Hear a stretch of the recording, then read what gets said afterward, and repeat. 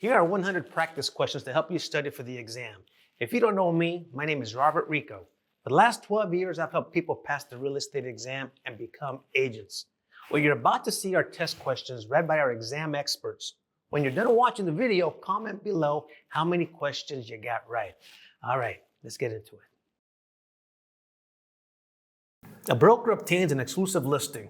It's a nice day. They got an exclusive listing to sell a house. But after 2 months, the broker abandons the listing because the seller is too demanding and hot-tempered. What can the seller do in this situation? So in a sense, the broker quit and left the seller out in the dark. What can the seller do?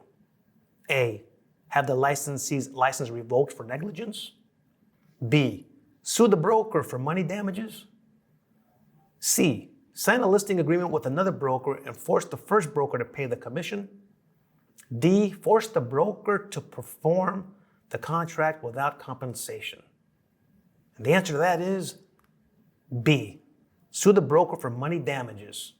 Explanation: if the broker cancels the listing or otherwise defaults, the client may sue the broker for money damages. Which of the following would lead to an easement by estoppel?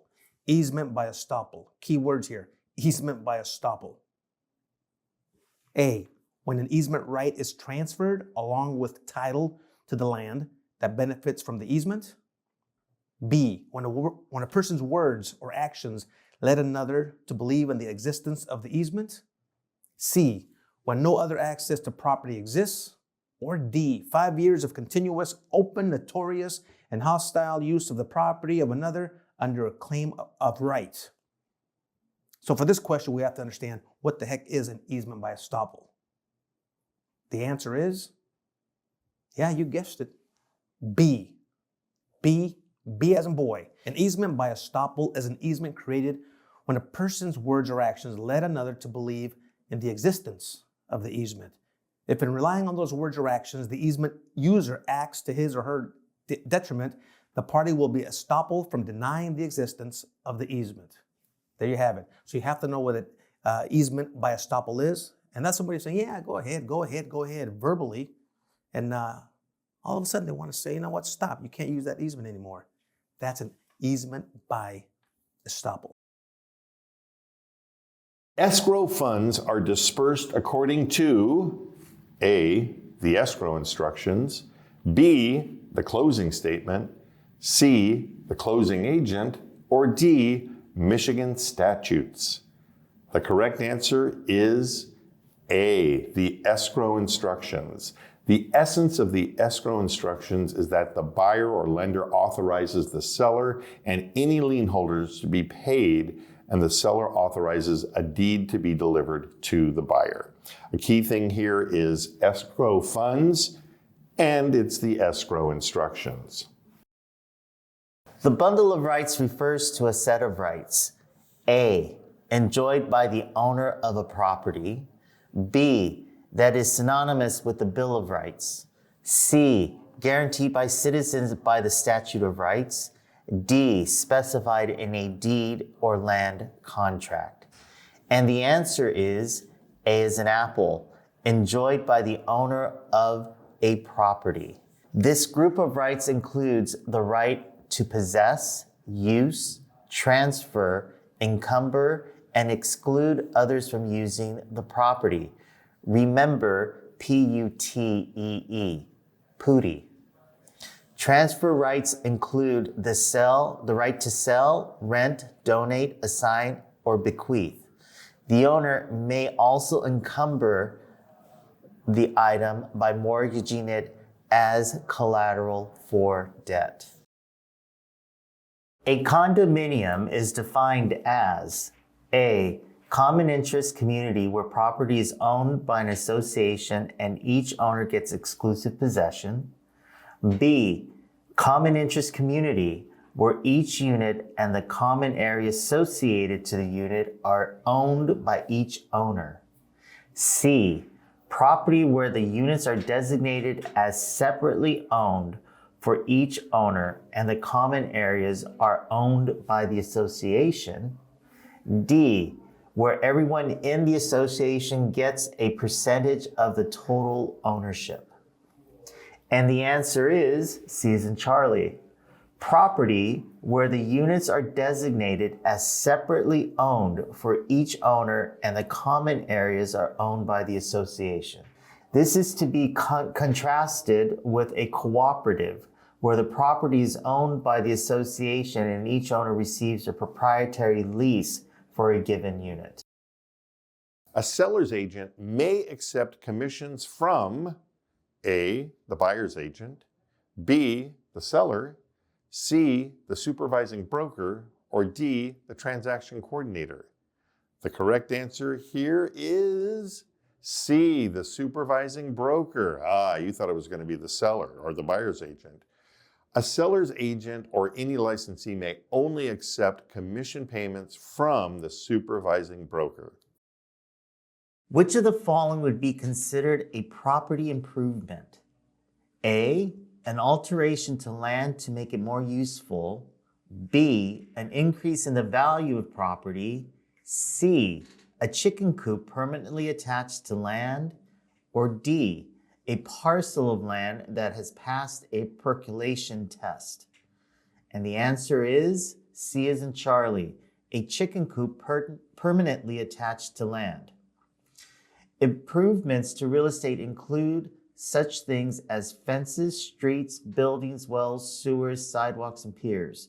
Modifications to land or developer's preparation of a parcel of land can include such activities as grading or clearing, neither of which are considered to be improvements in the sense of the word.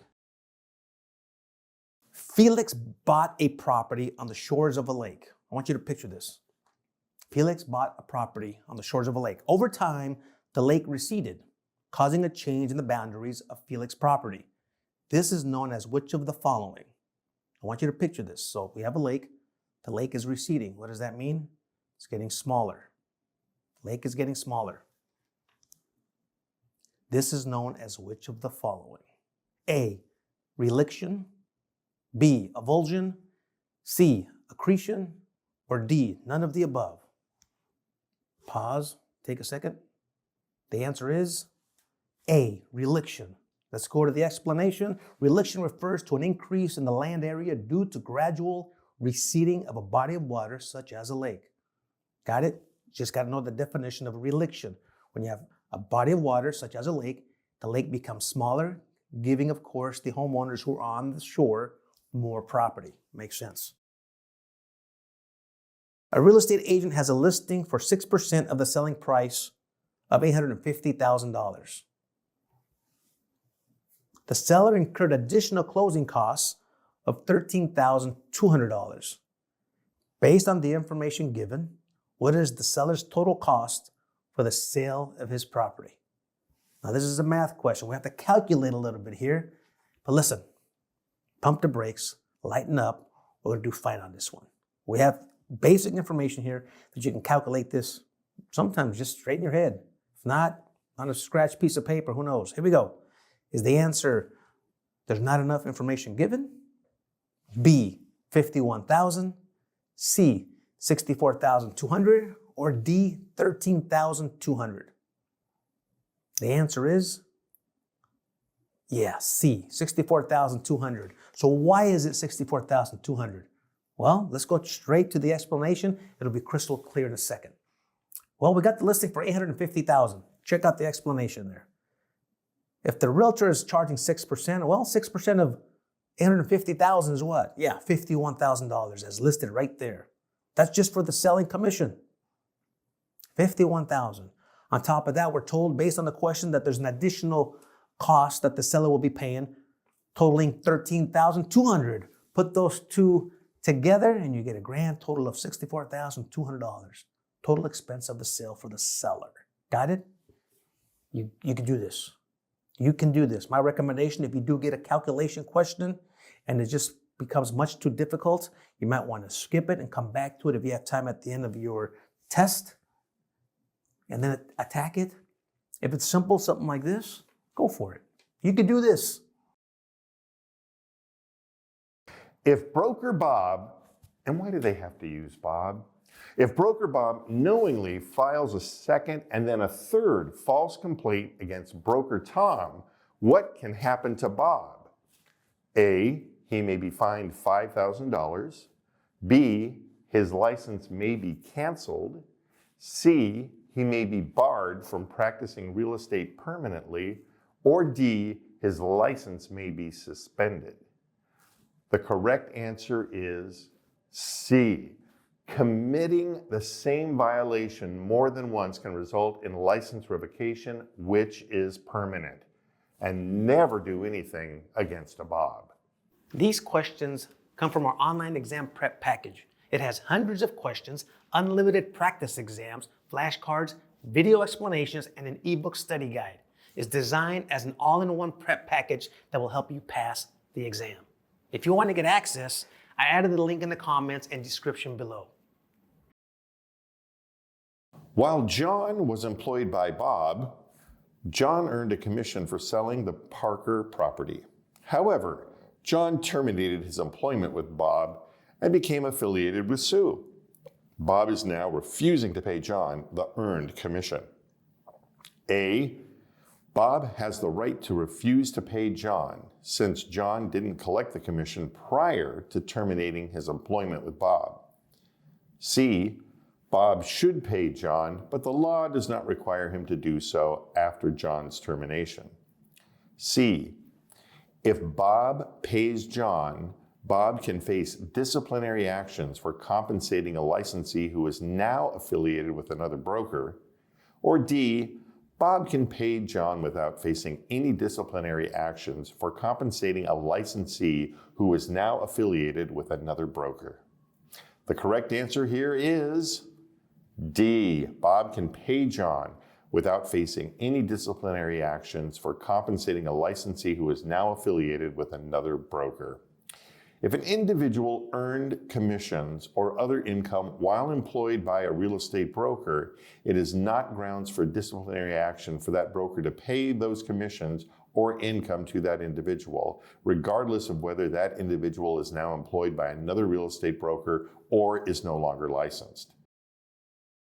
The right to encumber a property means that the owner can A, sell the property to an encumbered party, B, pledge the property as collateral for debt, C, lease the property, D, assign the bundle of rights to another. And the answer is B as in boy, pledge the property as collateral for debt.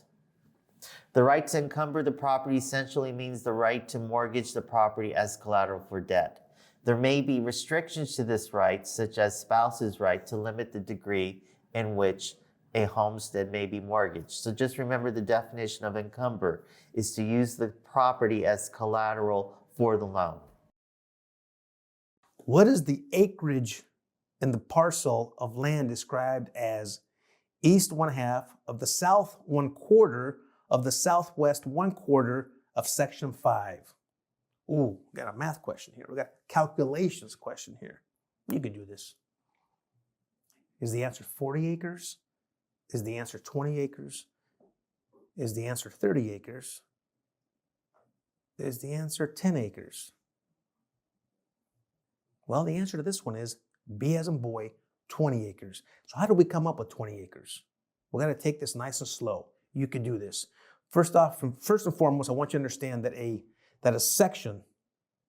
section is how many acres?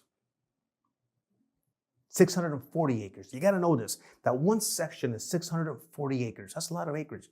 640 acres in one section. Put that in your head. One section, 640 acres. Now, based on that, we're going to figure this one out. Nice and slow. We're going straight to the explanation, nice and slow. In order to calculate the acreage in this question, you must complete the following steps. Step 1, section 5. We know it's 640 acres. Remember that. So section 5, 640 acres. Step 2, well, we got to find the east 1/2, which means you must divide the 640 into 2, or by 2. That gives us 320. And then it's asking, well, of that section, I want you to give me the south corner, but just a quarter of it. So what's a quarter of 320? And that's the next step. 320 divided by 4. And that gives you the 80. And the last and final step, step 4. Of that section, we just calculated, I want you to give me just the southwest 1/4. So we're going to divide it again by 4 because 1/4 is just a fourth. So of that 80, we're going to divide it by 4. And 80 divided by 4 is what? Yeah, 20. You got it? But it all started with what? 640 with that one section. If they give you the one section, you know it's 640 acres and you work your way down from there. Great.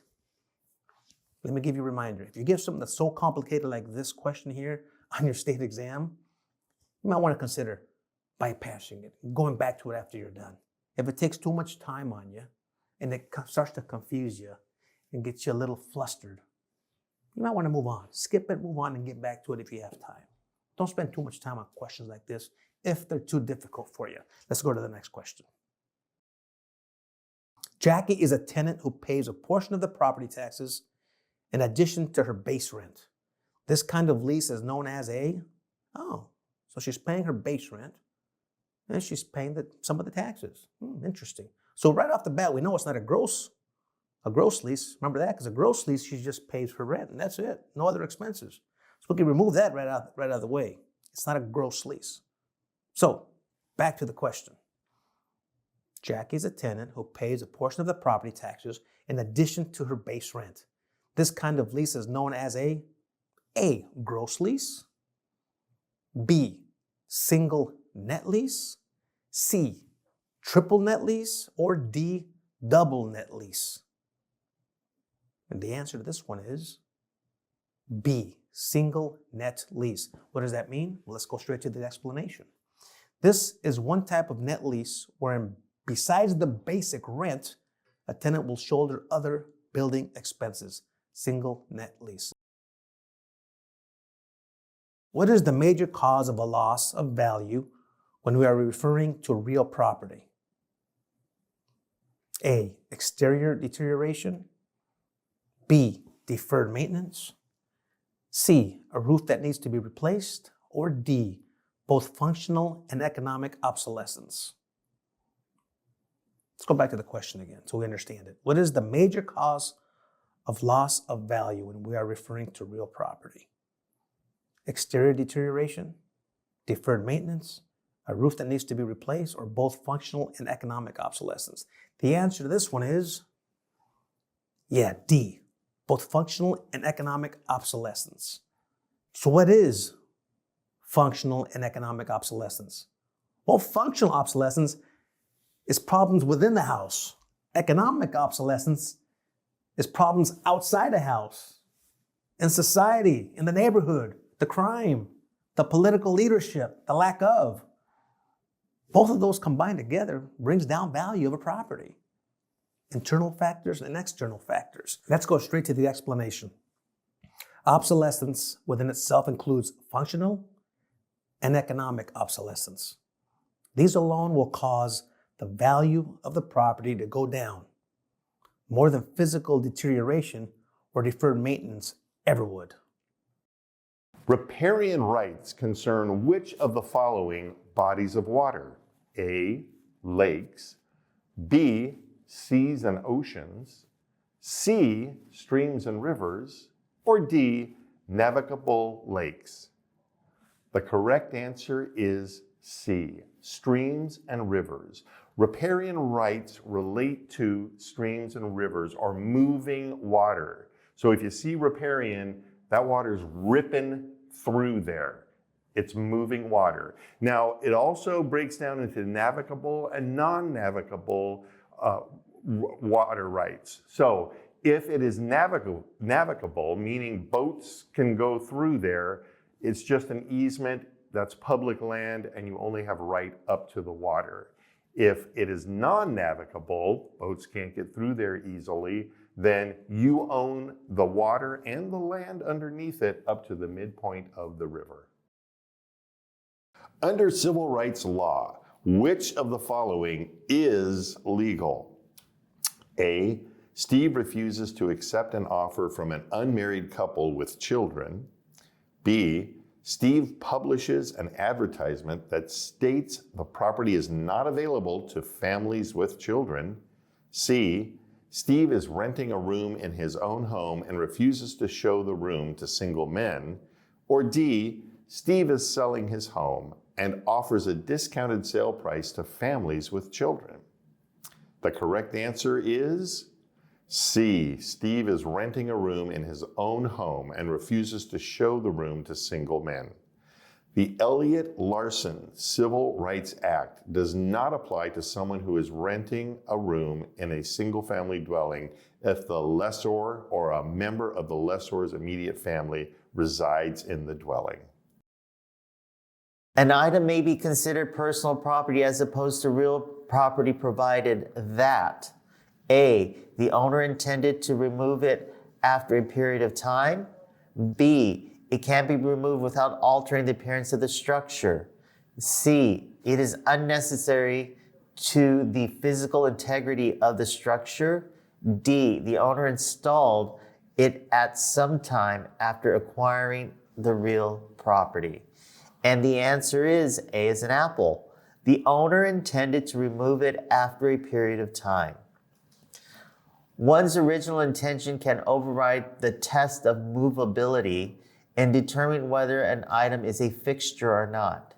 If someone attached an item to real property yet intended to remove it after a period of time, the article may be deemed personal property.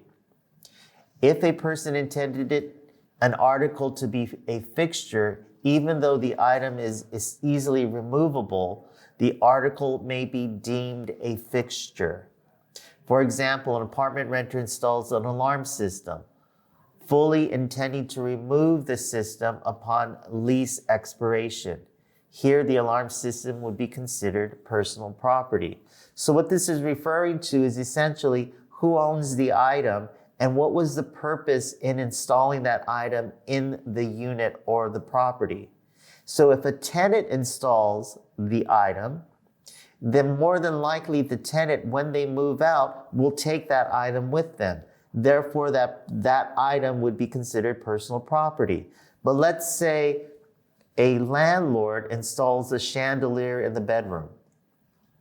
Well, the landlord's intention is to keep that item in the bedroom irrespective of who is living in the apartment.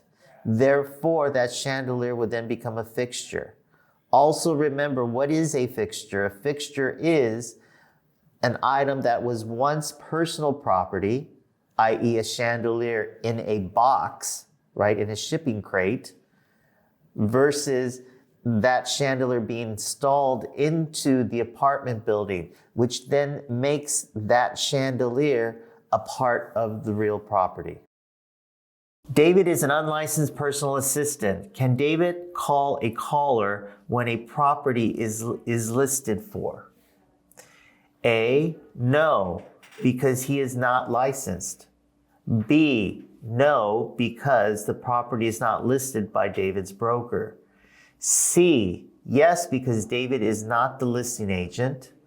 D, yes, because the listing price is public record. And the answer is A as in apple. No, because he is not licensed. David is an unlicensed personal assistant. He may not recite property details over the phone, including a listing price.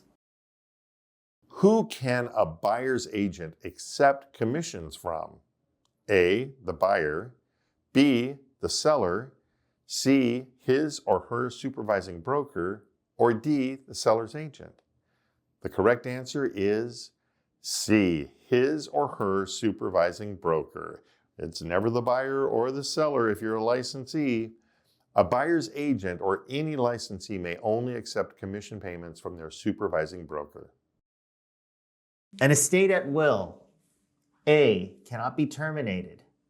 B, is terminated only if so stated in the leasee's last will and testament.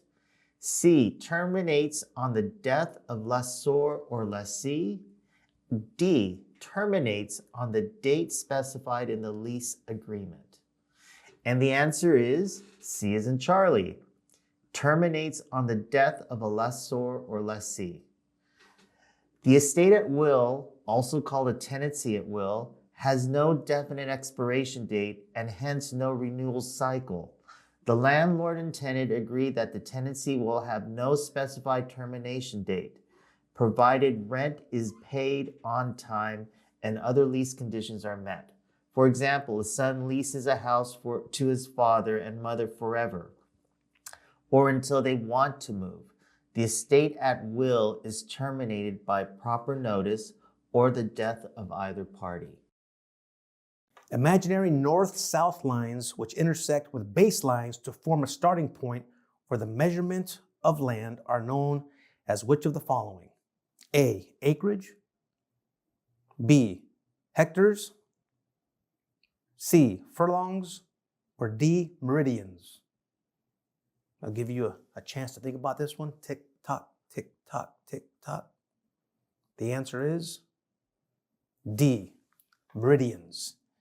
The imaginary north-south lines which intersect with baselines to form a starting point for the measurement of land is meridian lines. Here's the question. A fee simple title has all of the following characteristics. Except. This is crucial, the word except. Except means which one of these is wrong. Let's go back to the question. A fee simple title has all of the following characteristics, except which one does not belong here? Here we go. A, it is a real encumbrance. B, it is transferable by inheritance or a will. C, it is an indefinite time period. Or D, transferable with or without consideration. The answer is, A. It is a real encumbrance. That's false. Now, I want you to pay attention to this question because this is actually a very good question. I actually like this question. I want you to understand that when it comes to a fee simple title, that's the absolute best way to have title on the property. You can do whatever you want with the property. Now, if you look at the answers there, you could transfer it by inheritance or will. Sure, you're the only owner. You can have it for an indefinite time period. Sure, you can have it for your lifetime and then will it up to somebody and they can have it for their lifetime. There is no time duration when you own this property because it's a fee simple estate. You have it under fee simple title. Deed, it's transferable with or without consideration. Consideration means money in real estate. So you could give it to somebody and say, you don't owe me anything. You could will it off, give it away, whatever you want to do with the property. A, it is not a real encumbrance. If you own the house outright, you don't owe anybody anything. That's why A is their correct answer. A does not belong there. Got it? Let's go to the explanation. An encumbrance is something that affects the title of the property, such as restrictions, encroachments, easements, trust deeds, judgments, etc. All right? Boom. There you have it. Let's go to the next question. In contrast to tenancy in common, in a joint tenancy, A, there is a single title to the property. B, there are as many titles to the property as there are co-owners. C, title is held by a trustee. Or D, co-owners who are married hold separate titles. The correct answer is A, there is single title to the property, whereas tenants in common hold separate title to their individual interest. Joint tenants together hold a single title to the property. This is referred to as unity of ownership. A broker wants to buy one of his listings through his brother Cruz, who will act as a straw buyer. Does he have to inform the listing seller of this relationship? A, yes, she must disclose the relationship to her seller. B, yes, she must tell the seller that she knows the buyer. C, no, there is no requirement to disclose. Or D, no, this would violate her duty of confidentiality to the buyer. And the answer is A as an apple. Yes, she must disclose the relationship to her seller. A broker has a duty to disclose all relationships with any party in the transaction or any contemplated transaction to the client. A tenant in common can A. Sell or transfer his interest without the consent of the other tenants in common. B. Use his or her interest in the estate to encumber the entire estate. C. Sell, encumber, or transfer his or her interest only to other tenants in common. D. Sell, encumber, or transfer his or her interest only with the consent of all the other tenants in common. And the answer is A as in apple. Sell or transfer his interest without the consent of the other tenants in common. All tenants in common have district and separable ownership of their respective interests. Co-tenants may sell, encumber, or transfer their interests without obstruction or consent from the other owners. A co-tenant may not, however, encumber the entire property. So essentially what this is saying is that in a tenant in common situation, let's say property owner A owns 75%, property owner B owns 25%. Property owner B does not have to get permission from property owner A to sell his or her rights, to sell, to transfer, to gift their rights. However, their property owner B cannot mortgage the entire property. They can only mortgage 25% of the property, or the amount that they have an interest share in. Anna wants to deed her home to her niece Diana, with the understanding that Diana can live in the property for the remainder of her life, and that when she dies, the property will revert to Anna's children. Diana has which of the following? There's another great question. So Diana can live in this property for the rest of her life, for her lifetime. After that, it goes back to somebody else. What do you think this is going to be considered? Let's go with the options you have there. A, quitclaim deed, a life estate deed, a temporary tenancy deed, or a cloud on title. The question is, Diana has which of the following? The answer is, B, life estate deed. Let's go to the explanation. A life estate deed is the temporary transfer of an ownership for the lifetime of the transferee. Classic example here. This question is a classic example of a lifetime estate. Diana gets to live in it for her lifetime, but after that, it goes to somebody else. Could even revert back to the original owner, in this case it being Anna. But that's not the question. The question is, what type of estate does Diana have? She has what's called a life estate. Mrs. Willis contracted top-notch roofing to place a new tile roof on her single-family home. I want you to picture this. All right? If for some reason Mrs. Willis refused to pay the bill for the work done, top-notch roofing could file a lien for the payment due. What is the name of the encumbrance that would be created?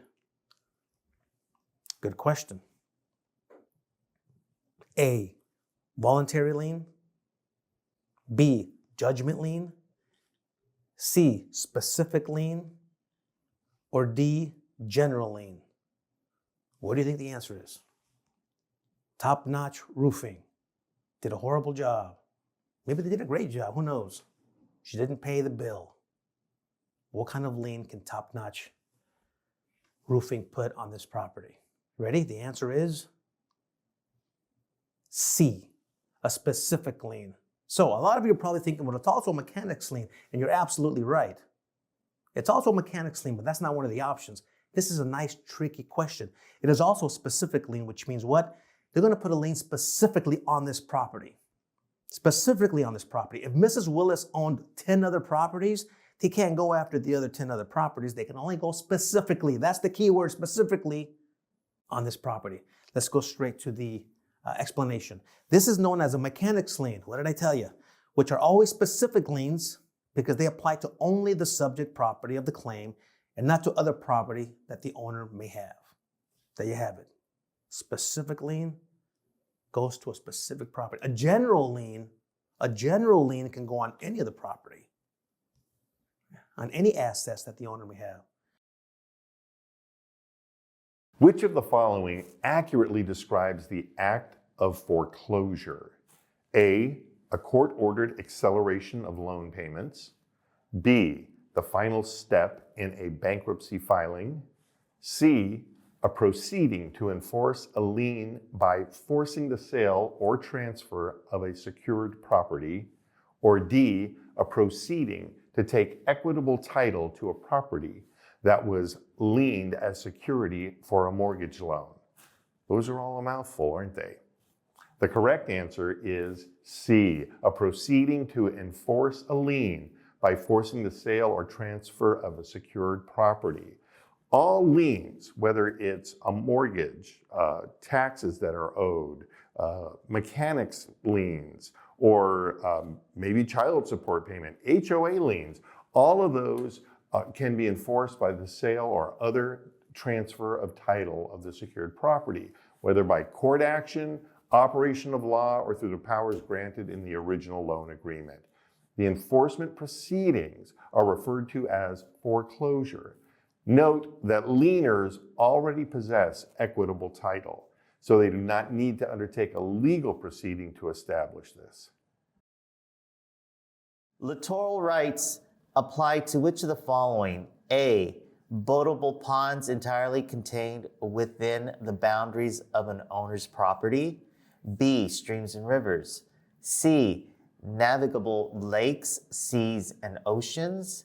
D, navigable streams and rivers. And the answer is C as in Charlie, navigable lakes, seas, and oceans. Littoral rights concern properties abutting bodies of water that are not moving, such as lakes and seas. Owners of properties abutting a navigable, non-moving body of water enjoy the littoral right of use, but do not own the water nor the land beneath the water. The legal premise underlining the definition of littoral rights is that a lake or sea is navigable body of water, therefore public property owned by the state. By contrast, a body of water entirely contained within the boundaries of an owner's property is not navigable. In such case, the owner would own the water as well as restricted rights of usage. A contingency in a sale contract is A, a promise by buyer or seller to perform a specific action. B, a condition that, if unmet, renders the contract unenforceable. C, one of several alternative actions that buyer or seller may take to satisfy contract requirements. Or D, an optional unilateral action that either party may take at the request of the other party. The correct answer for a contingency is a condition that, if unmet, renders the contract unenforceable. Contracts have contingencies for inspections, reports and disclosures, loans, appraisals, and if any of those are not met, that is a means to cancel the contract and get out of it. Phil is selling his single-family home and has provided a seller's disclosure statement to the buyer.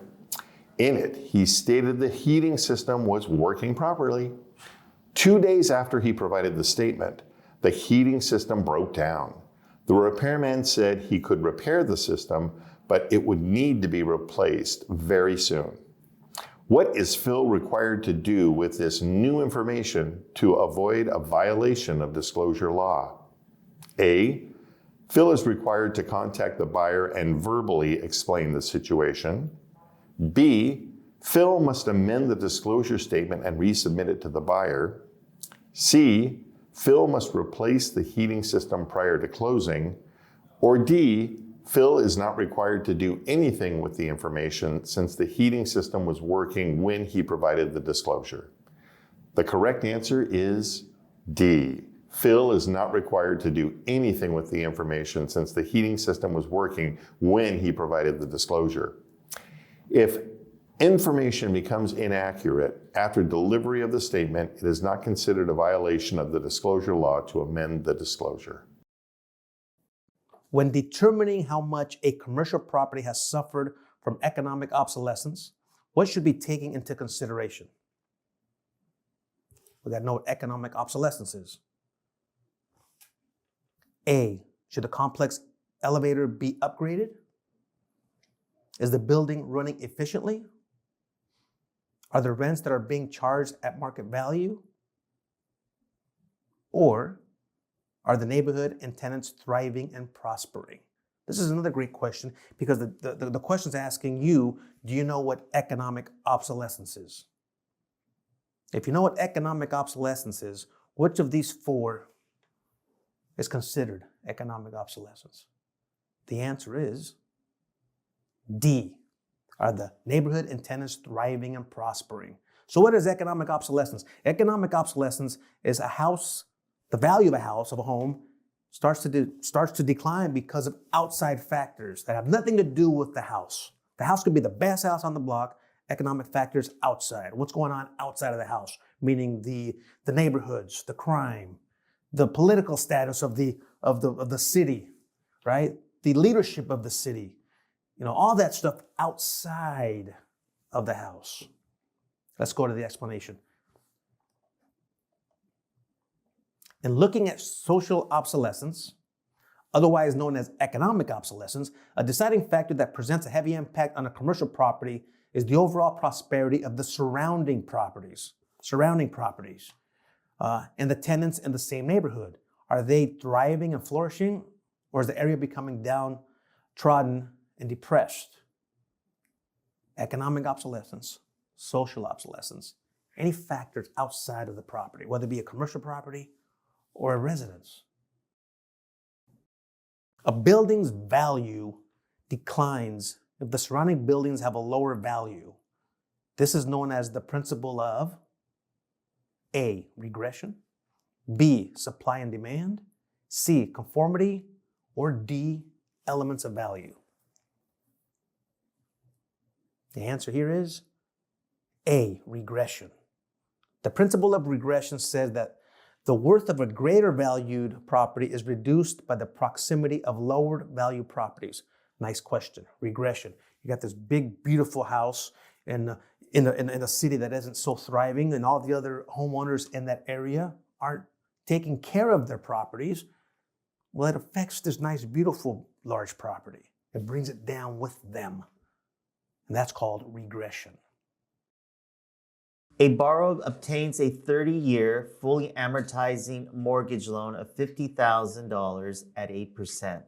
What is the principal balance at the end of the loan term? A, $2,000, B, $50,000, C, $220, D, $0. And the answer is $0. If a loan is fully amortizing, its loan balance is 0 at the end of the loan term. How do you calculate a capitalization rate, a cap rate? Typically done in the commercial world. A, total income minus liabilities of a subject property. B, net income of a subject property divided by current market value of the same subject property. C, total income of a subject property divided by current market value of the same subject property. Or D, net income plus liabilities of a subject property. The answer is, wait for it, B. B as in boy. Net income of a subject property divided by current market value of the same subject property. Let's go straight to the explanation so we can better understand this. To calculate a capitalization rate, you define the net income of a subject property divided by the current market value of the same subject property. This ratio is usually expressed as a percentage.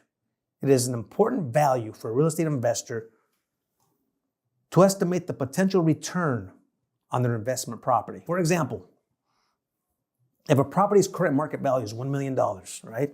And the net income that this property is generating is $80,000 a year, then the cap rate equals 8%. How did we get 8%? Well, you take the $80,000 and divide it by $1 million.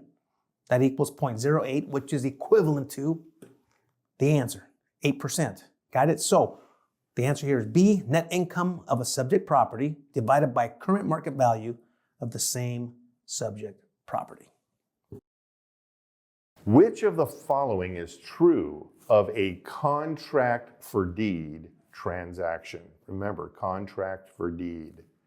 A, at the end of the contract period, the vendee receives equitable title provided all required periodic payments have been made. B, the vendee has no right to possess or occupy the property during the contract period. C, at the end of the contract period, the vendor conveys legal title provided the vendee has fulfilled all obligations. D, the vendor may cancel the contract at any time before the final payment has been received. A contract for deed is a bilateral agreement between a seller or the vendor, seller, vendor, and the buyer, the vendee, buyee, vendee, in which the vendor defers receipt of some of all of the purchase price of a property over a specified period of time. At the end of the period, the buyer completes payment to the vendor of the full purchase price and the vendor deeds legal title to the vendee. John is selling his property that is located half a mile from his neighbor's farm. What disclosure is John required to make to his buyer? A, environmental hazard disclosure. B, farm located within 1 mile of property disclosure. C, livestock disclosure. Or D, no farm-related disclosure is required. The correct answer is D, no farm-related disclosure is required. A seller of real property located within 1 mile of farm is not required to, but may voluntarily make a disclosure that the farm is located within 1 mile of the property being purchased. Melinda purchases a house and finances it. The lender in turn places a lien on Melinda's title. The lien in this mortgage transaction is A, evidence of debt incurred by a property owner. B, a promissory note granted by a property owner as security for a debt. C, the creditor's claim against the property as collateral security for the loan. And D, the document required to clear clouded title. And the answer is C as in Charlie, the creditor's claim against the property as collateral security for the loan. A lien is a creditor's claim against personal or real property as security for a debt of the property owner. If the owner defaults, the lien gives the creditor the right to force the sale of the property to satisfy the debt. For example, a homeowner borrows $5,000 to pay for a new roof. The lender funds the loan in exchange for the borrower's promissory note to repay the loan. At the same time, the lender places a lien on the property for $5,000 as security for the debt. If the borrower defaults, the lien allows the lender to force the sale of the house to satisfy the debt. Essentially, what this is saying is that the borrower is putting their property up as collateral for this loan. And in this case, it'd be $5,000. This, in its sense, is what we would call to encumber a piece of property. Brokers are prohibited from paying a referral fee if A, the referring licensee works for the same broker, B, the referring licensee works for a different broker, C, they know payment will result in a payment of a rebate, or D, the referring licensee is a non-resident. The correct answer is C. They know payment will result in payment of a rebate. No broker may pay a referral fee knowing that it will result in payment of a rebate. If you want more videos, then get our crash course videos. It's 8+ hours of video content where I break down concepts, vocabulary, laws and regulations, everything you should know before you take the exam. The link for the crash course is in the comments and description below. A homeowner paid $185,000 for a house 3 years ago. The house sells today for $239,000. How much has the property appreciated? A, 23%. B, 77%. C, 29%. D, 123%. And the answer is C as in Charlie, 29%. Appreciation as percent can be estimated by number 1, subtracting the estimated current market value from the price originally paid. So in this case, $239,000 minus $185,000 equals $54,000. And number 2, dividing the results by the original price. So 54,000 divided by 185,000 equals 0.29 or 29%. Which of the following is not an approach to estimating the value of real estate? Let me repeat that. Which of the following is not, N-O-T is not, an approach to estimating the value of real estate? So we're looking for the wrong answer here. We're looking for meaning the one that doesn't belong here when it comes to valuing real estate. A, cost approach. B, broker's price opinion. C, market comparison. Or D, income approach. Which one of these is not an approach to estimating the value of real estate? The answer is, B as in boy, broker's price opinion. Let's go to the explanation. The 3 approaches to estimating value in real estate are cost approach, the market comparison approach, and the income approach. The broker's price opinion is not an approach, it's just an opinion of a broker saying, I believe that house is worth this.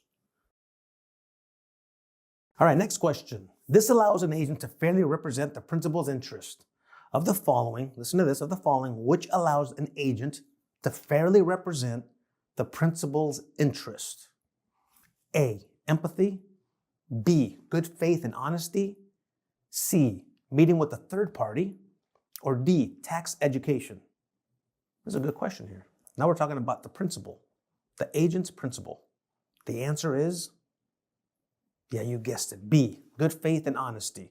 Let's go straight to the explanation here. The agent's fulfillment of the duties of good faith and honesty will allow the agent to fairly represent the principal's interest. Good faith and honesty. That's the top of the line. That's exactly what we want to give our principal. Not the third party, but our principal. If a borrower obtains an interest-only loan of $200,000 at an annual interest rate of 6%, what is the monthly interest payment? Get out your calculators. Here we go. Answer A, $1,200. B, $600. C, $500. Or D, $1,000. Get your calculators out. See if you can figure it out. The correct answer, D, 1,000. You multiply the rate, 0.6, times the loan amount, 200,000, and divide by 12. 200,000 times 6% divided by 12 is $1,000 a month. Hopefully that's the only math you're going to see. A client revokes an exclusive right to sell listing 2 months prior to expiration. The reason stated, the client is too busy to meet with the agent. In this case, A, the client is criminally liable for negligence. B, the client may be liable for commission and marketing expenses. C, the agent may sue the client for specific performance even if no customer has been located. Or D, the agent must accept the revocation without the possibility of damage recovery. The correct answer is B. The client may be liable for commission and marketing expenses.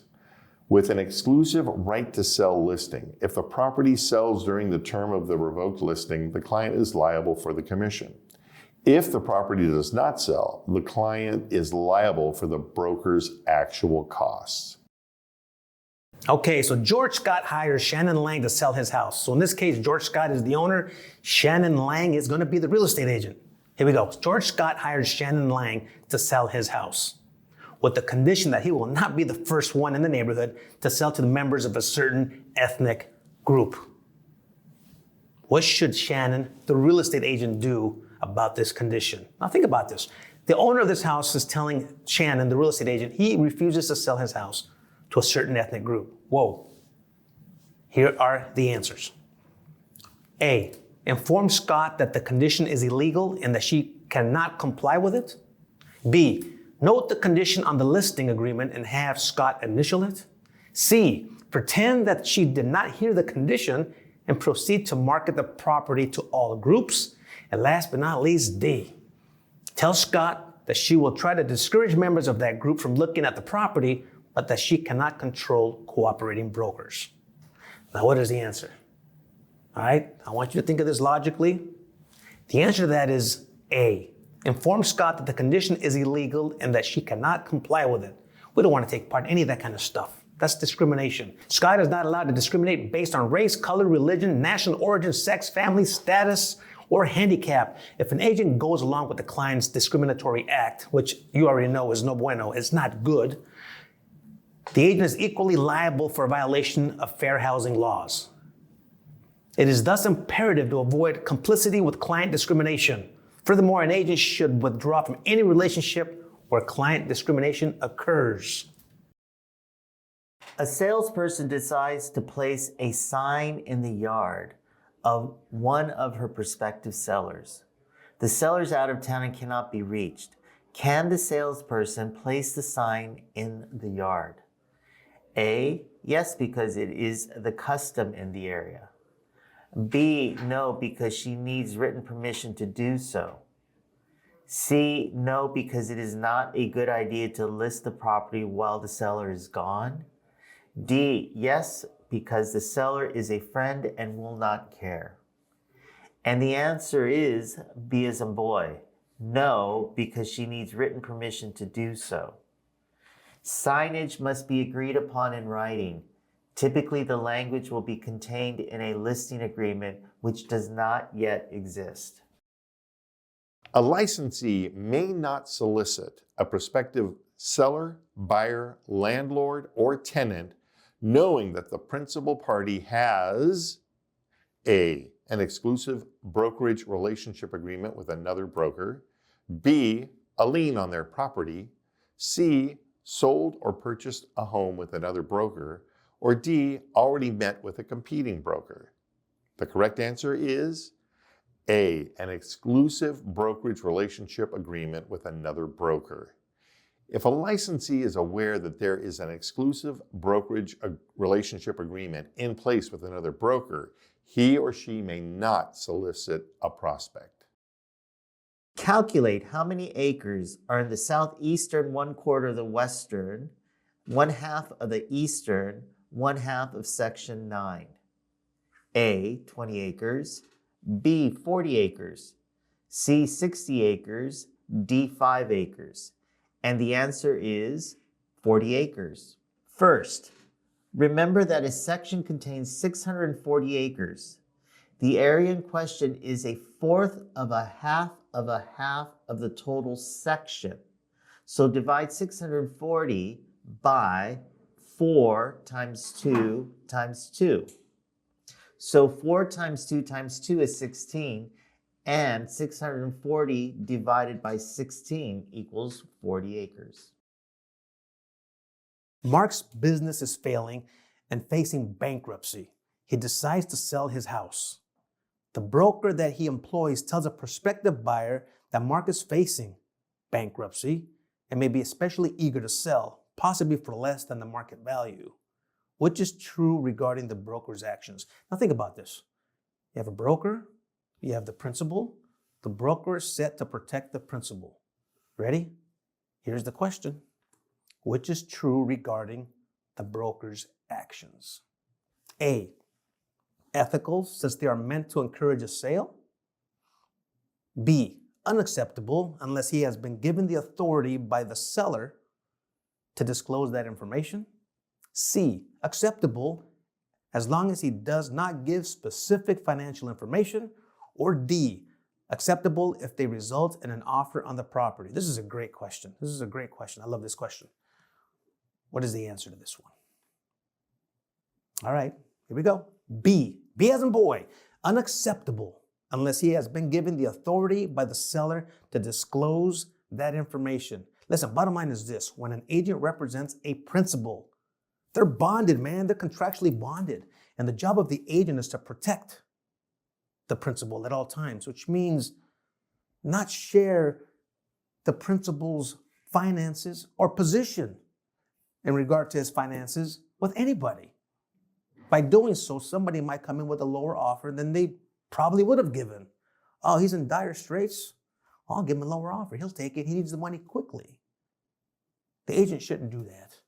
It's unacceptable unless he has been given the authority by the seller to disclose that information. Let's go to the explanation on this one.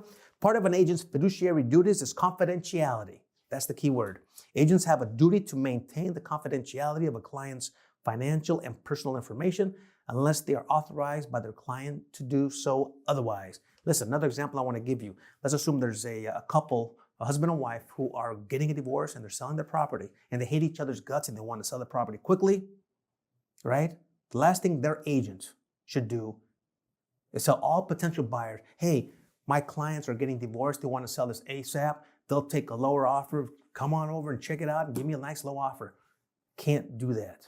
There's no need to disclose any personal information that's going to affect the pocketbook of the principal. Got it? Good. Let's keep on moving.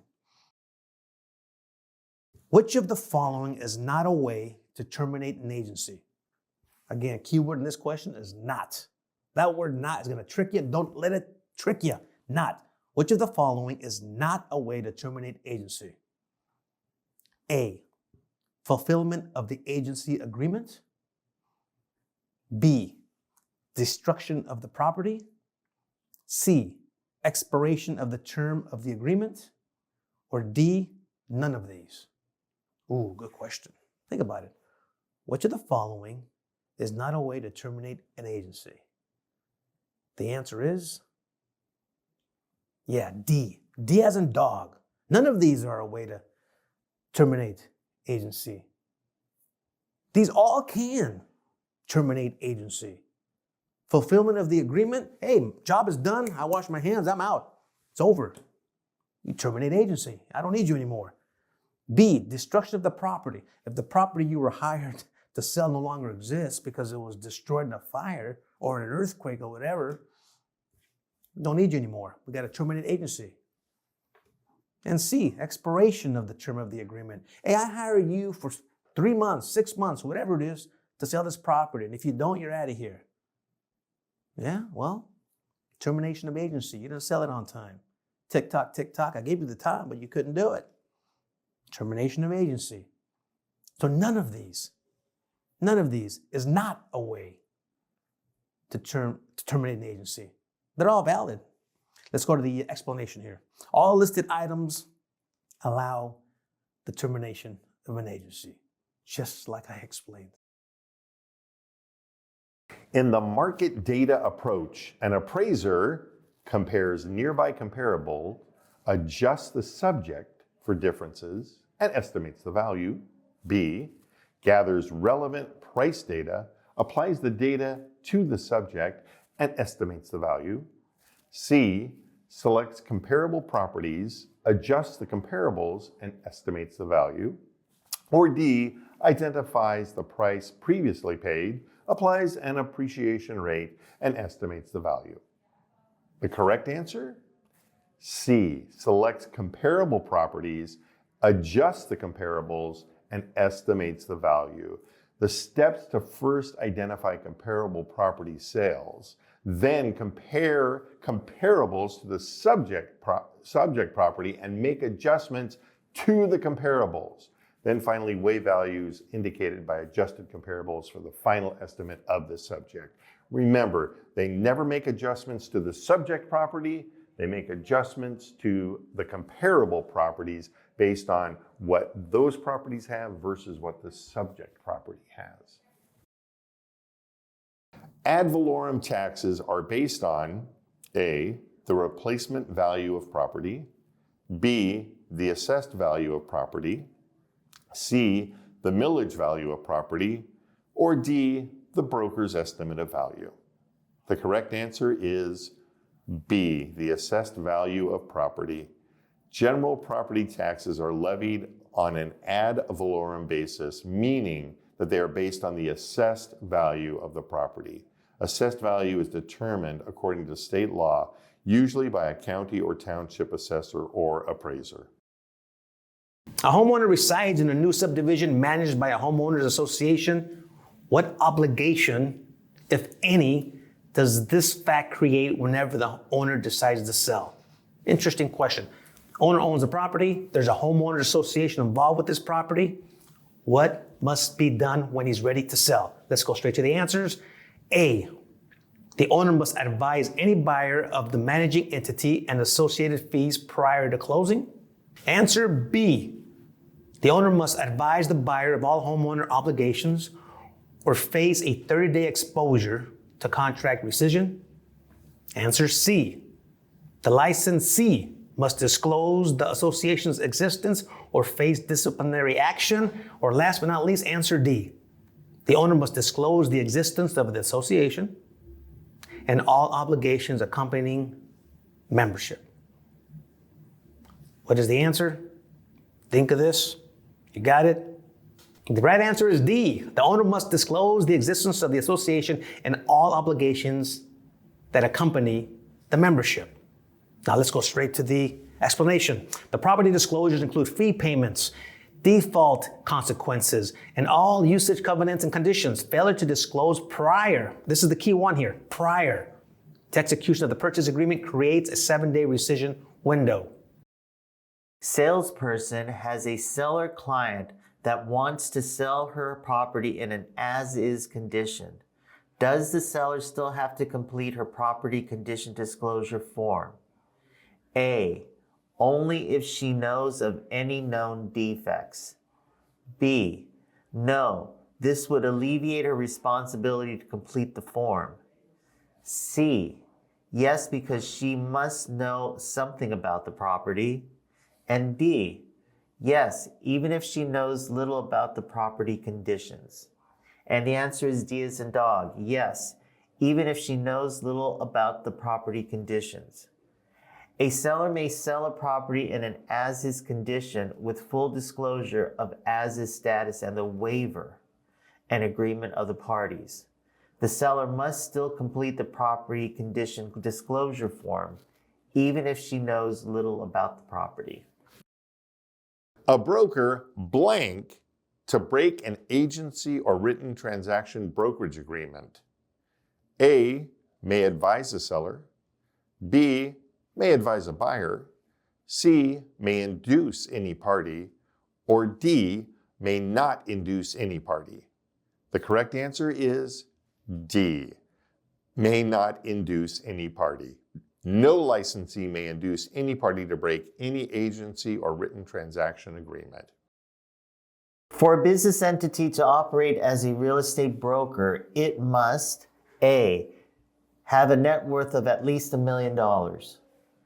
B, post a bond with the state. C, have a designated broker. Or D, have its principal place of business in Nevada. And the answer is C as in Charlie, have a designated broker. Business entities are required to have a designated broker. For a partnership, it must be a partner. For a corporation, an officer.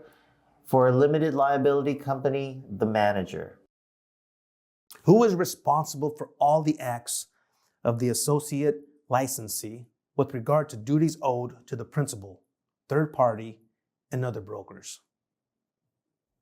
Let me repeat that. Who is responsible for all the acts of the associate licensee, which in this case is the realtor, the real estate agent, with regard to duties owed to the principal, third party, and other brokers?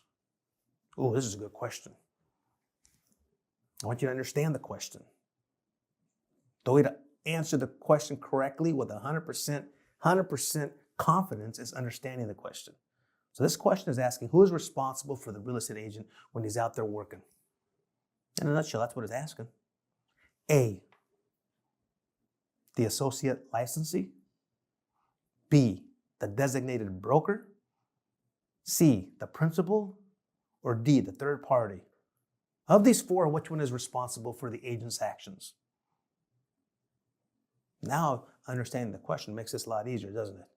The answer is, yeah, you guessed it, B. B as in boy, the designated broker. Don't forget, when you get your license, when a sales associate or an associate licensee or a real estate agent, there's so many synonyms for the word licensee, for the term real estate agent.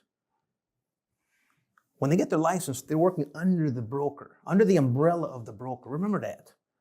So the one that's responsible for the actions of the real estate agent or the associate licensee or the sales associate is the designated broker. Let's go straight to the explanation. In most cases, all of the listings in a real estate company belong to the broker and not the associate licensee. This is why the broker is responsible. Got it? Good. Let's keep on moving. Next question. What are the steps in order? I want you to put them in order. What are the steps in order in the agency disclosure process? A, disclose, confirm, elect. B, disclose, elect, confirm. C, confirm, disclose, elect. Or D, elect, confirm, disclose. Whoa. So what they're testing you here on, what they're asking you is just put them in order. Put them in order. The answer is B. B as in boy. Disclose, elect, confirm. And this is easily remembered through the acronym DEC, December, right? The acronym DEC as in December, which means disclose, elect, confirm. If you find this video helpful, hit the subscribe button and give the video a like. Doing so helps us grow the channel and you'll get notified of more helpful videos just like this one. Let's get back to it. Implied agency arises when A, an agent accepts an oral listing, B, a principal accepts an oral listing, C, a party creates an agency relationship outside of an express agreement, or D, a principal agrees to all terms of a written listing agreement, whether express or implied. The correct answer? C, a party creates an agency relationship outside of an express agreement. An agency relationship can arise out of implication, intentionality, or unintentionally. Implication means that the parties act as if there were an agreement. For example, an agent promises a buyer that I'm going to do my best to find you an ideal property at the lowest price possible. And the buyer says, yes, please, absolutely do that for me. There may not be a written agreement, however, there is an implied agency relationship. This is very common in the real estate industry, by the way. Which of the following activities is not allowed under the Real Estate Settlements and Procurements Act, or RESPA?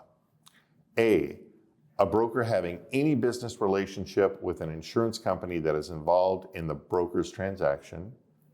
B, a broker pre-qualifying a buyer for a mortgage loan. C, a lender requiring a deposit from a borrower for a tax and insurance escrow account. Or D, a lender paying a fee to a broker for referring a broker to the lender. The correct answer is D, a lender paying a fee to a broker for referring a borrower to a lender. RESPA prohibits the payment of fees as part of a real estate settlement when no services are actually rendered. This prohibition includes referral fees for such services as title searches, title insurance, mortgage loans, appraisals, credit reports, inspections, surveys, and legal services. A buyer submits an offer to a seller and then dies in a car accident. Before learning of the buyer's death, the seller accepts the offer. Which of the following is true? A, the seller can force the buyer's estate to go through with the purchase. B, the buyer's death terminated the offer. C, the seller must make a new offer with the same terms in the buyer's heirs. D, the buyer's heirs have the option of forcing the contract. And the answer is B as in boy. The buyer's death terminated the offer. Any of the following actions or circumstances can terminate an offer: acceptance, rejection, revocation, lapse of time, counter offer, or death or insanity of either party. Agency is defined as A, when a person gets the real estate license and becomes a licensed agent.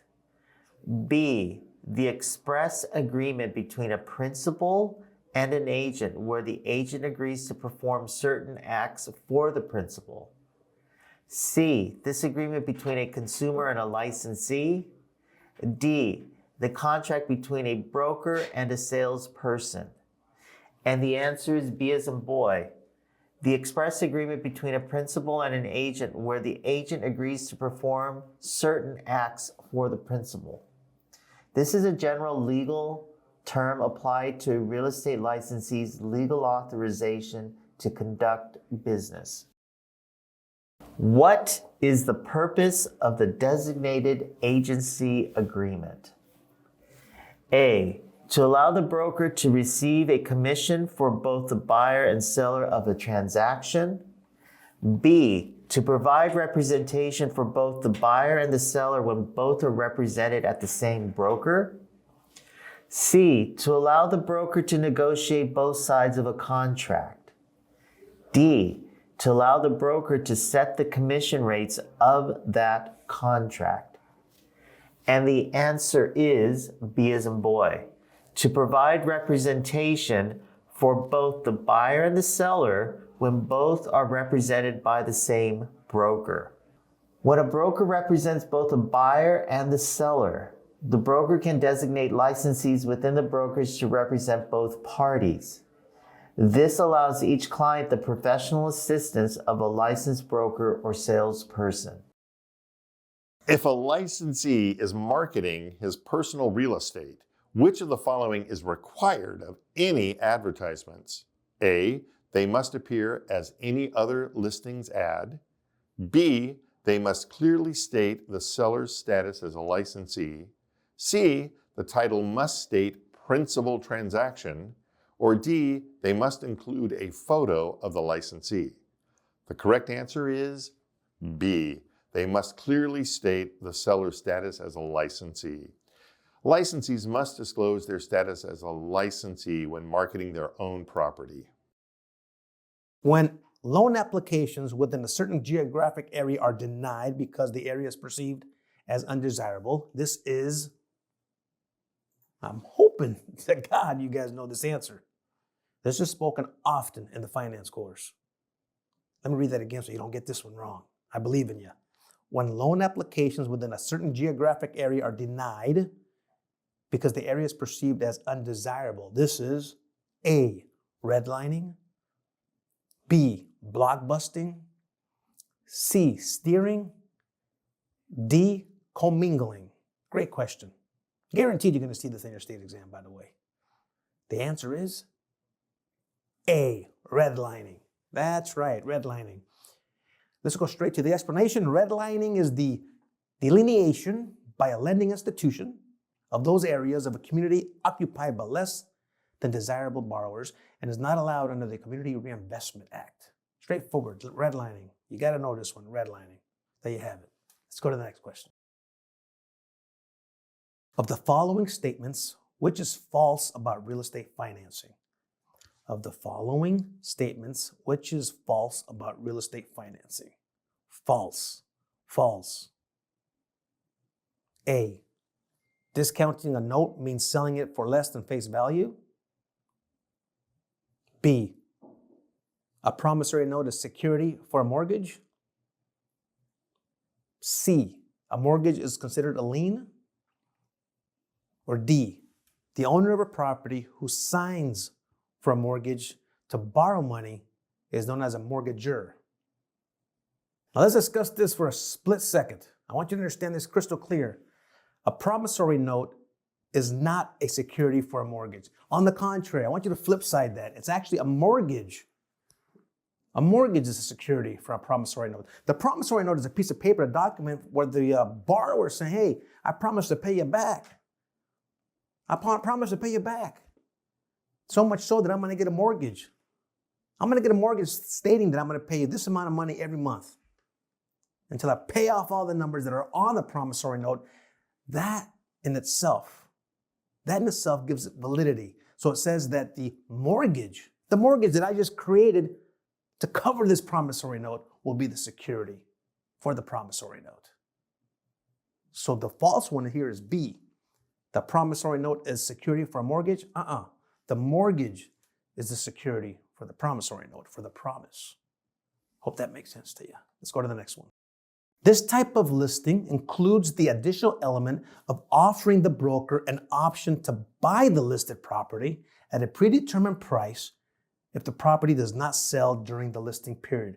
What a great option for the listing agent or the broker, right? If the property doesn't sell, the seller's saying, well, if it doesn't sell, hey broker, hey real estate agent, how about if you purchase it for this amount? That's what it's basically asking. Let's read that one more time. This type of listing includes the additional element of offering the broker an option to buy the listed property at a predetermined price if the property does not sell during the listing period. What is that called? A, option combined with the listing. B, exclusive agency listing. C, buyer listing. Or D, open listing. The answer to that question is A, option combined with a listing.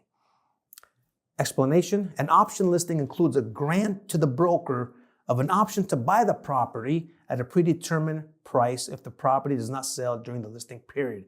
It gives them the opportunity to buy the property. It gives the listing agent or the broker saying, you know what, if it doesn't sell, I'll buy it at this price though. This effectively makes the agent both an agent for the seller as well as a buyer. Under the law, however, a listing broker who has an option listing is prohibited from profiting at the expense of the owner. There you have it. It's an option combined with the listing. When an estate is held in trust, which party holds legal title? A, the beneficiary. B, the trustor. C, the trustee. Or D, the grantor? The correct answer is C, the trustee. In an estate in trust, a fee owner, the grantor or the trustor, transfers legal title to a fiduciary, the trustee, who holds and manages the estate for the benefit of another party, the beneficiary. The trust may be created by deed, will, or trust agreement. The important thing to remember here is if you see who holds title in a trust, just remember trustee. What is an REO? A property sold in a short sale.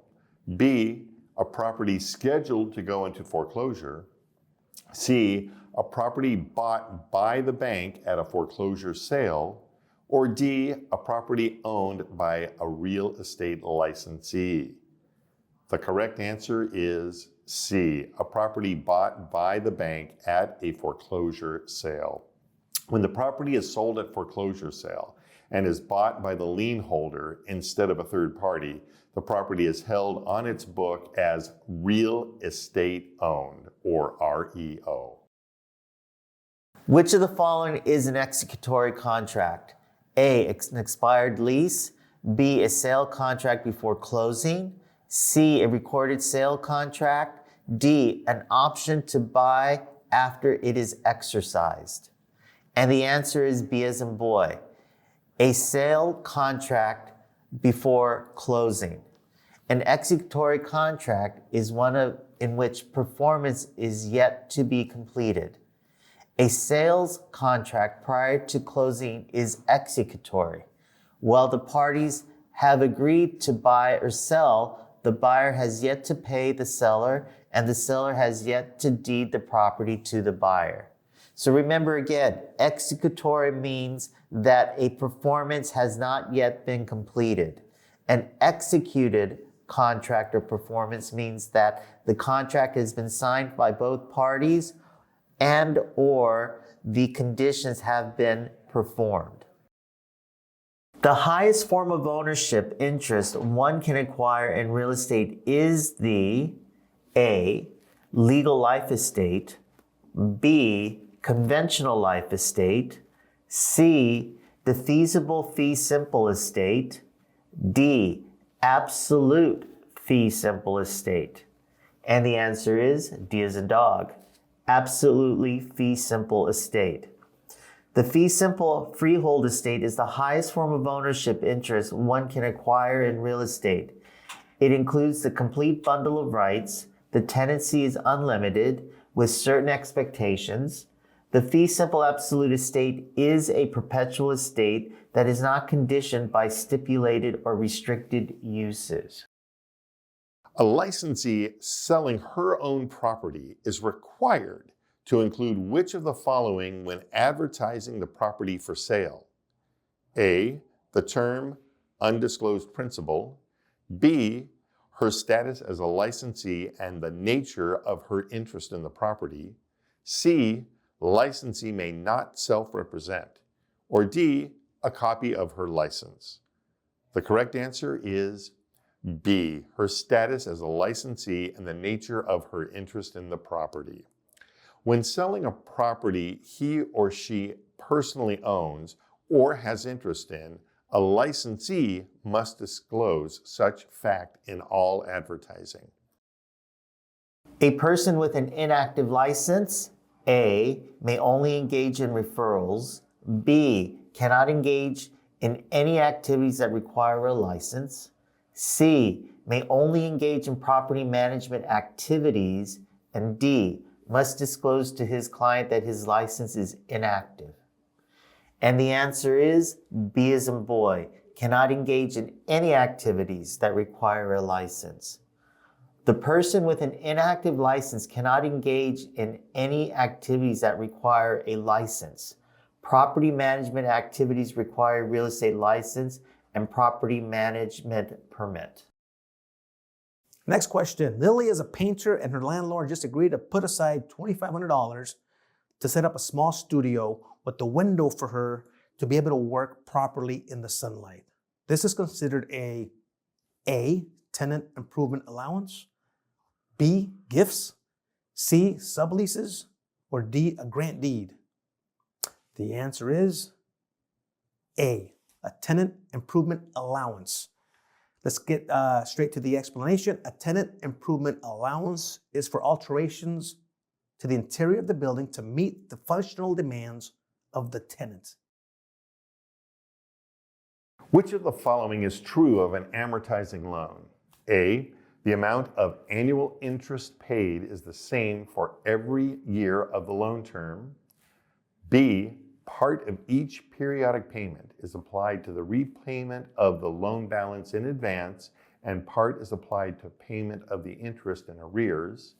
C, except for any points that may be paid, the interest on the loan balance is usually paid in advance. Or D, the interest rate is reduced each year to maintain equal payments, even though the outstanding loan balance is smaller. The correct answer is B. Part of each periodic payment is applied to the repayment of loan balance in advance, and part is applied to the repayment of interest in arrears. In an amortizing loan, part of the principal is repaid periodically along with interest so that the principal balance decreases over the life of the loan. The annual interest is never the same since the principal balance to which the interest rate applies changes every year. Interest on a loan is always paid in arrears, not in advance. To minimize the risk of violating fair housing laws, a licensee should A. refuse to use terms that refer to or describe any of the classes of persons protected by the laws. B. Avoid working in neighborhoods that are predominantly occupied by a single ethnic group. C.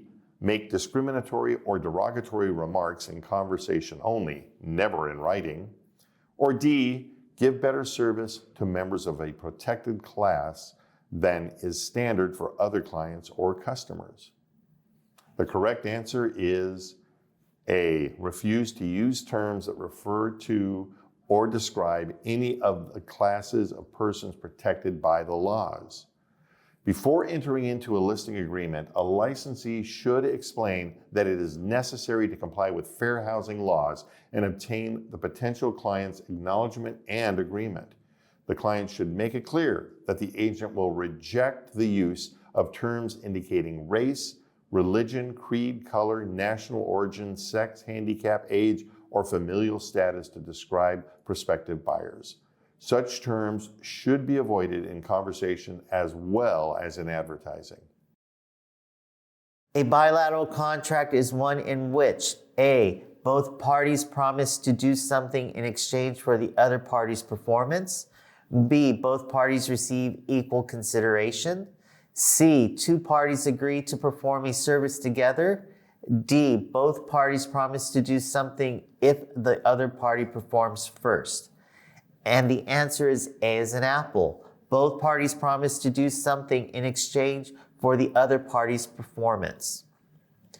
A bilateral contract is one in which both parties promise to perform their respective parts of an agreement in exchange for performance by the other party.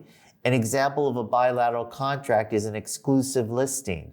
The broker promises to exercise both diligence in the efforts to sell the property, and the seller promises to compensate the broker when and if the property sells. So remember what a bilateral contract is. A bilateral contract is when both parties listed on the agreement signs it and agrees to the conditions, right? This again, remember bilateral meaning both parties. If the contrast to bilateral will be unilateral, meaning one-sided, right? So think of going to the gym. When you're doing a bilateral bicep curl, you're using both arms to do a bicep curl. A unilateral bicep curl would mean you're just maybe doing one arm, like your right arm, and a bicep curl. What is the chain of title? A. The list of all parties who have ever owned real estate. B. The bundle of rights linked to the recorded title to a parcel. C. A chronology of successive owners of record of a parcel of real estate. D. Involuntary conveyance of title by statutory rules of descent. And the answer is C as in Charlie. A chronology of successive owners of record of a parcel of real estate. Chain of title refers to the succession of owners of record dating back to the original grant of title from the state to a private party. It is thus more than a mere list. It is a chronological list as reflected in title records. An agency agreement or written transaction brokerage agreement must not contain A. An expiration date, B. The client's name, C. Terms of compensation, D. Authorization for broker to sign or initial any document on behalf of the parties. The correct answer is D. Authorization for broker to sign or initial any document on behalf of the parties. No agreement may authorize a broker to sign or initial a document on behalf of the parties to a transaction.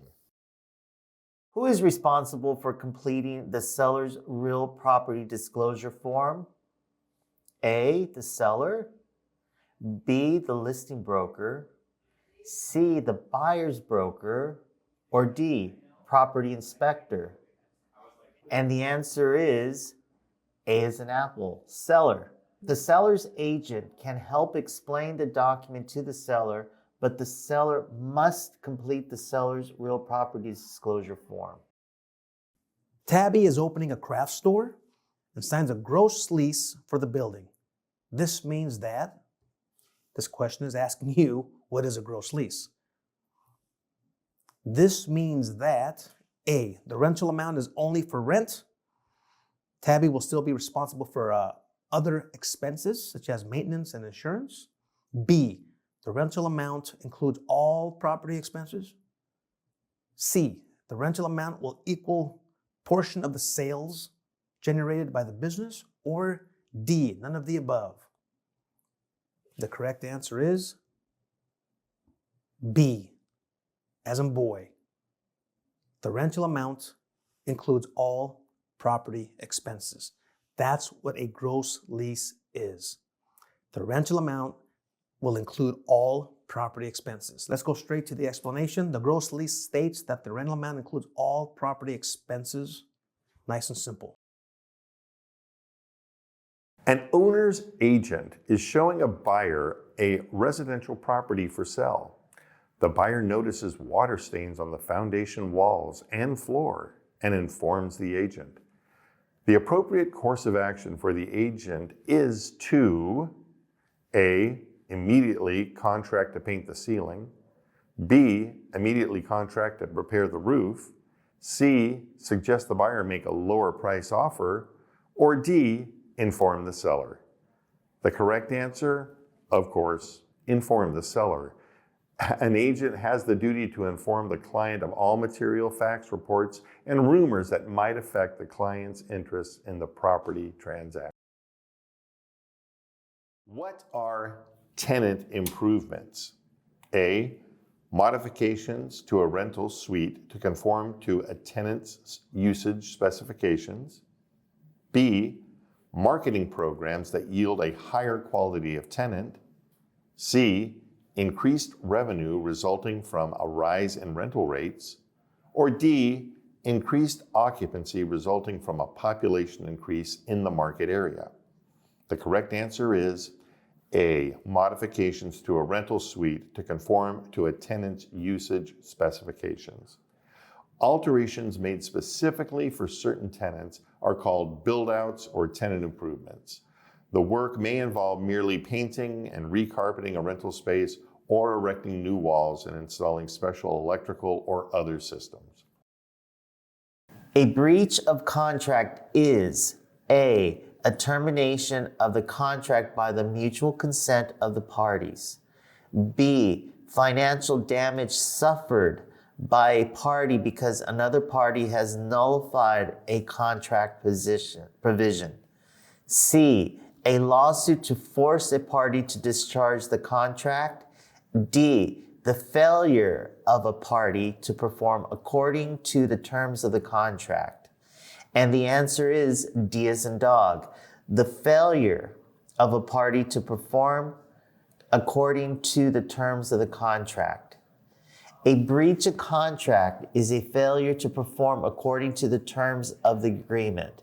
So, examples of breach of contract could be something to the effect of a buyer is mandated or is agreed to perform their investigations a certain period of time and so forth. If the buyer does not perform in that specified time, then that buyer is in breach of contract. Another example of breach of contract is when the escrow does not close in time. And either buyer or seller, whoever's causing the delay, is in breach of contract. Which of the following characterizes metes and bounds descriptions? A, they use meridians and baselines. B, they identify an enclosed area beginning and ending at the same point. C, they use lot and block numbers. D, they incorporate elevation into the descriptions. And the answer is B as in boy. They identify an enclosed area beginning and ending at the same point. Mets and bounds descriptions always identifies an enclosed area by starting at an origination point called point of beginning, or POB, and returning to the POB at the end of the description. What is required for a licensee to place a for sale sign on a property? A, an exclusive agency agreement. B, a letter of intent to sell. C, a court order. Or D, written consent of the owner. The correct answer is D, written consent of the owner.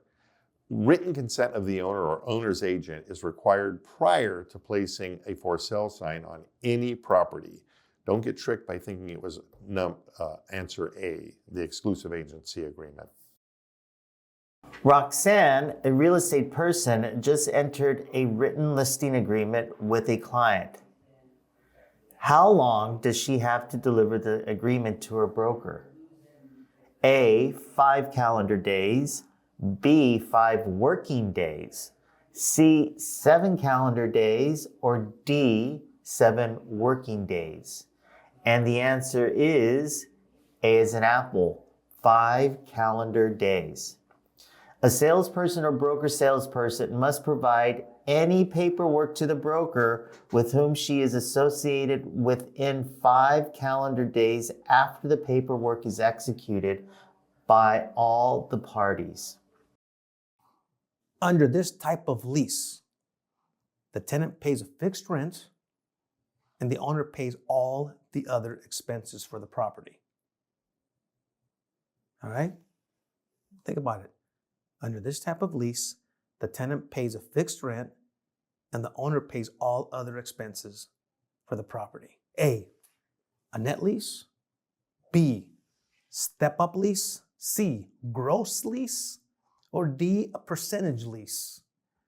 And the answer is C, a gross lease. Explanation? We actually just had a question very similar to it. A gross lease is a common residential lease under which the tenant pays a fixed rent and the landlord pays all operating expenses for the property. Gross lease, gross lease. Now we got that instilled in your head. You won't get the gross lease questions wrong anymore, will you? Josh has an apartment building and the original cost basis was $100,000. The fair market value has increased to $350,000. Josh exchanged the property for another property with a fair market value of $400,000. All of the transactions were free and clear and no adjustments were made for the differences in value. What would the new tax basis be for Josh for tax purposes? A, $100,000. B, $350,000. C, $50,000. Or D, $400,000. The answer is A, $100,000. So how did we get to $100,000? Let's go to the explanation. For exchange properties, which is exactly what happened here, he was exchanging one property for another. For exchange properties, the original cost basis of the surrendered property becomes the cost basis for the new property. And don't forget, according to the question, that cost basis was $100,000. If there is no adjustment for the difference in value. Got it? Fantastic. Let's move on to the next one. Which document contains deed restrictions for the HOA or homeowners association? A, bylaws. B, covenants, conditions, and restrictions. C, articles of incorporation. Or D, rules and regulations. The correct answer is B, covenants, conditions, and restrictions. Or as we commonly call them, CC&Rs, are deed restrictions recorded in the county where the HOA operates. They set forth what homeowners can and cannot do with their property. The roof of a property costs $20,000. The economic life of the roof is 20 years. Assuming the straight line method of depreciation, what is the depreciated value of the roof after 3 years? A, $20,000. B, $17,000. C, $14,000. D, $3,000. The answer is B as in boy, $17,000. First, derive the annual depreciation, which is the cost divided by the economic life. Then multiply annual depreciation times the number of years to identify total depreciation. Remember to subtract depreciation from the original cost if the question asks for the ending value. Thus, 20,000 divided by 20 years times 3 years equals $3,000 total depreciation. The ending value is 20,000 minus 3,000, or 17,000. Upon closing of the transaction, a broker remains obligated to his or her client to A, account for all money and property related to the engagement, B, disclose any previously undisclosed property defects, C, refer service providers for maintenance, or D, review property tax notifications. The correct answer is A, account for all money and property related to the engagement. Upon closing, broker remains obligated to a client to account for all money and property related to the engagement. Tiffany is selling her house. Her grandmother has agreed to pay $5,000 of the listing agent's commission. Is the listing agent required to disclose this to the buyer? A, yes, if the listing agent must disclose both the fact that Tiffany's grandmother is contributing to the commission and the amount of the contribution. B, the listing agent must disclose that Tiffany's grandmother is contributing to the commission, but she is not required to disclose the amount. C, the listing agent must disclose the amount of the grandmother's contribution, but does not have to disclose who is making the contribution. And D, the listing agent is not required to disclose anything about who is paying her commission. And the answer is B as in boy. The listing agent must disclose that Tiffany's grandmother is contributing to the commission, but is not required to disclose the amount. A real estate licensee is required to disclose each source of compensation, but is not required to disclose the amount. Next question. Which of the following must be disclosed to a buyer by a listing agent? As a reminder, the listing agent represents who? Yeah, a seller. All right, let's read that again. Which of the following must be disclosed to a buyer by a listing agent? A, the fact that the roof is damaged and often leaks. B, the presence of a landfill nearby. C, the fact that the neighborhood is noisy and has an unusual amount of traffic. Or D, all of the above. The answer is, yeah, D, all of the above. All of these should be disclosed to a buyer. Explanation. An agent has the responsibility to disclose all material facts about a property. Material facts are facts that might impact a buyer's decision to purchase a property or the amount that they are willing to pay, which each of the following examples would be considered a material fact. I mean, take a look at those. The fact that the roof is damaged. Wouldn't you think a buyer would want to know that before making an offer? The presence of a landfill nearby. Don't you think a buyer would want to know this before making an offer? The fact that the neighborhood is noisy and has unusual traffic in the area. Don't you think the buyer would want to know this before making the offer? And if they knew, would it affect their offer? Of course it would. So these are all material facts. The answer here is all of the above. The income capitalization approach to appraising value is most applicable for which of the following property types? A, single-family homes. B, apartment buildings. C, undeveloped land. D, churches. And the answer is B as in boy, apartment buildings. The income capitalization approach or income approach is used for income properties and sometimes for other properties in a rental market where the appraiser can find rental data. The approach is based on the principle of anticipation. The expected future income stream of a property underlies what an investor will pay for the property.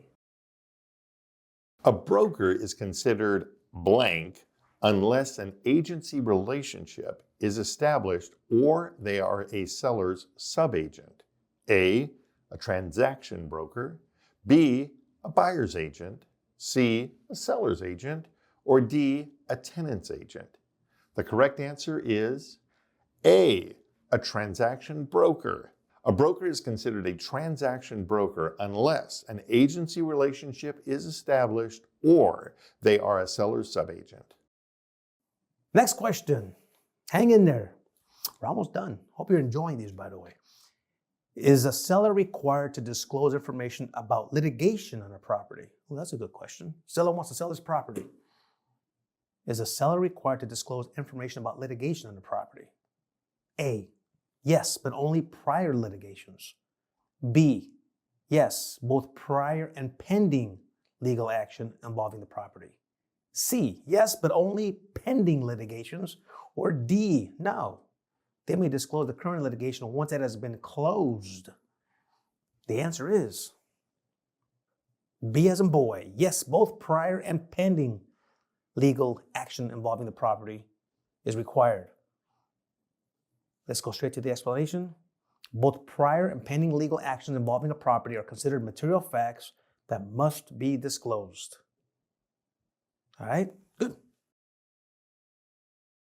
A licensee lists a home for sale and includes in the advertisement that the property is sure to triple in value over the next 2 years.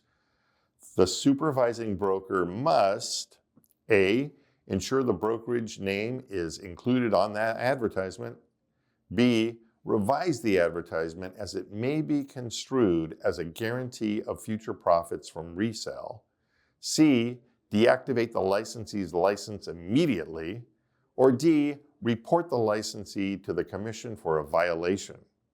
The correct answer is B, revise the advertisement as it may be construed as a guarantee of future profits from resale. No licensee may guarantee future profits or resale value of real estate. What is a material fact? A, any information related to the property. B, any information concerning the transaction. C, any information. D, any information that could affect a person's decision. And the answer is D as in dog. Any information that could affect a person's decision. A working definition of a material fact is any information that could affect a person's decision. Material facts relating to the property must be disclosed to all parties. Material facts concerning the transaction must be disclosed to a client. Congrats on finishing the practice exam. Do me a favor, comment below and share how many questions you got right. Then watch this video right here next. It's going to help you prepare with more study questions for that state exam.